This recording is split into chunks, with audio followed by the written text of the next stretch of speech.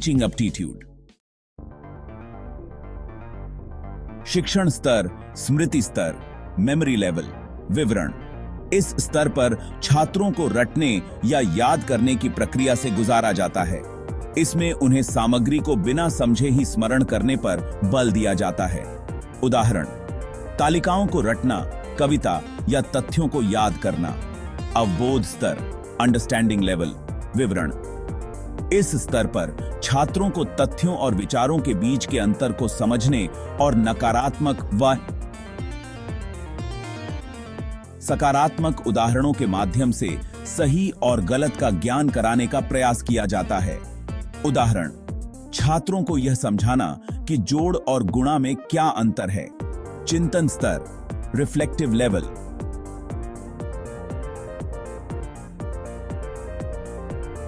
विवरण। इस स्तर पर छात्रों को पुराने तथ्यों को नया स्वरूप देने, विश्लेषण करने और संश्लेषण करने के लिए प्रेरित किया जाता है। इस स्तर पर गहन चिंतन और तर्कशीलता का विकास किया जाता है। उदाहरण: किसी गणितीय समस्या को हल करते समय उसका विश्लेषण और समाधान निकालना। स्वायत्त स्तर, ऑटोनोमस लेवल, विवरण। इस स्तर पर छात्रों को स्वशिक्षण की दिशा में प्रेरित किया जाता है, जहां वे खुद से अपने ज्ञान का मूल्यांकन करते हैं और स्वहित पर बल देते हैं। उदाहरण: छात्र स्वयं अध्ययन करते हैं और अपनी परियोजनाओं पर काम करते हैं।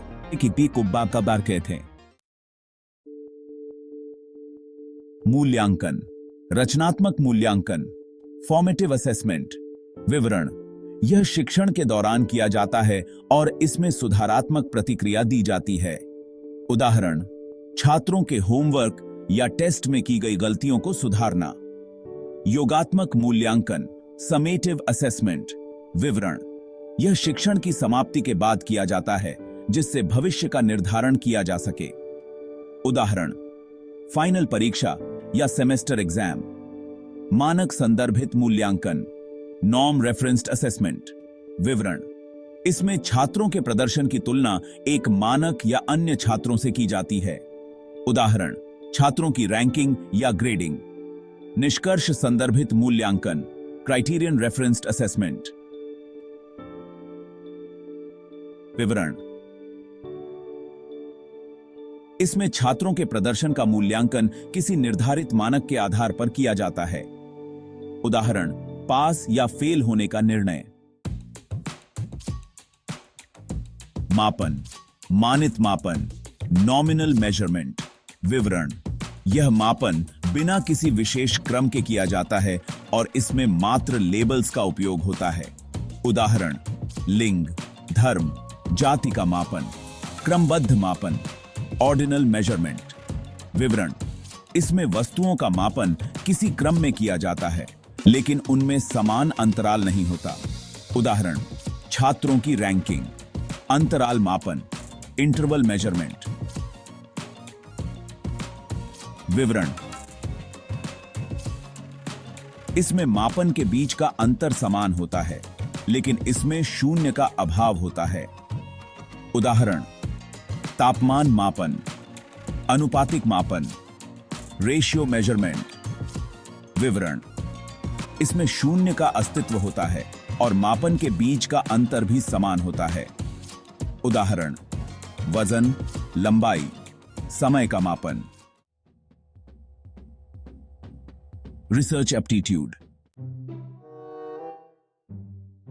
उद्देश्य के आधार पर शोध विधियों। पहला, मूलभूत शोध। इसमें केवल ज्ञान के लिए ज्ञान का खोज किया जाता है। उदाहरण के तौर पर किसी नए वैज्ञानिक सिद्धांत का अध्ययन। दूसरा, अप्लाइड शोध। इसमें तात्कालिक समस्याओं का समाधान खोजने का प्रयास किया जाता है। उदाहरण के लिए कोई चिकित्सा शोध जो किसी बीमारी का इलाज खोजने के लिए किया गया हो। तीसरा, एक्शन रिसर्च। इसमें तात्कालिक समस्याओं का समाधान करके तत्काल प्रभाव से सुधार लाया जाता है।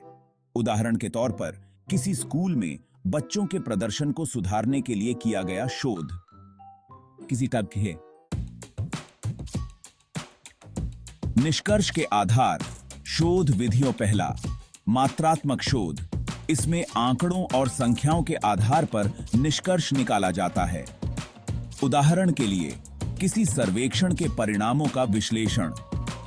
दूसरा, गुणात्मक शोध।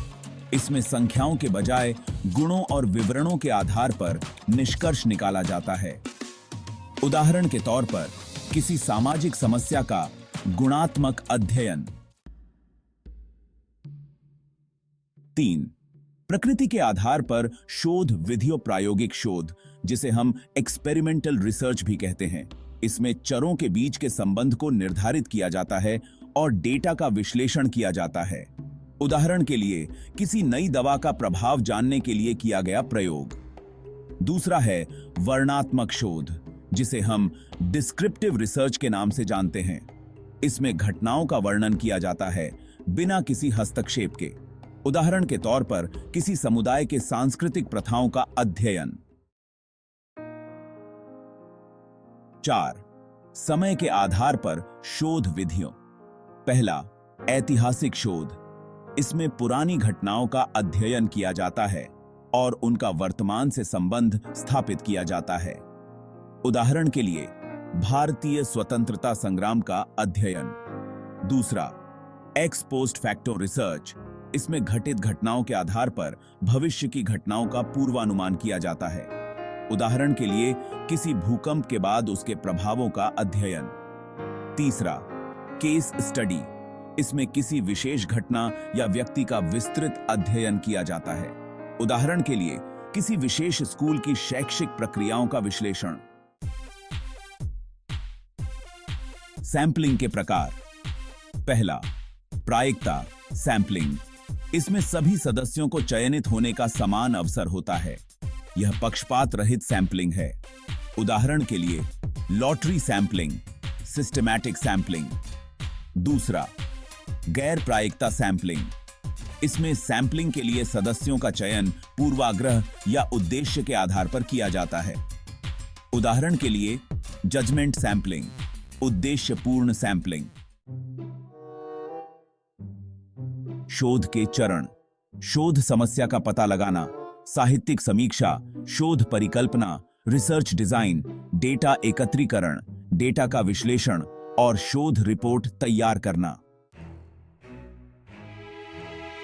ये नोट्स NTA UGC नेट 2024 की परीक्षा में पेपर 1 के टीचिंग एप्टीट्यूड और रिसर्च एप्टीट्यूड सेक्शन के लिए बहुत उपयोगी होंगे। इन विषयों पर ध्यान केंद्रित करके आप बेहतर तैयारी कर सकते हैं।